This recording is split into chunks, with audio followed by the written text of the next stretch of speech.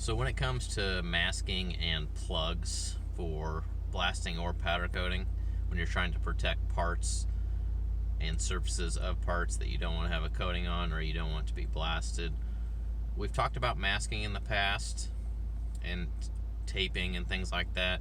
We touched on caps and plugs, but we didn't dive into them very deeply, and it's a big thing that we use on a regular basis.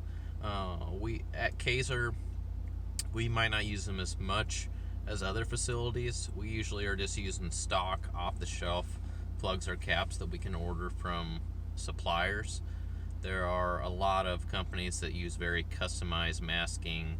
It's custom made specifically for the parts they're doing because it's very intricate type of masking, and instead of doing it all with tape, they get silicone plugs or EPDM plugs, or it's more of a plug cap altogether to protect a really big area. But the two main areas or materials used for caps and plugs that I see that I'm most familiar with is silicone and EPDM. When we first started powder coating, we were using EPDM. If I remember correctly, they usually are just a little bit cheaper than the silicone, at least from the supplier that we were dealing with at the time.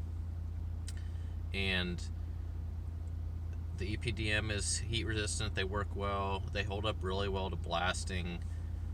They're a little bit harder rubber than what a silicone is typically, but the problem is they don't shed the coating off, the powder coating off as well after the coating has cured. A silicone plug, at least based on our experience, is a little bit more reusable.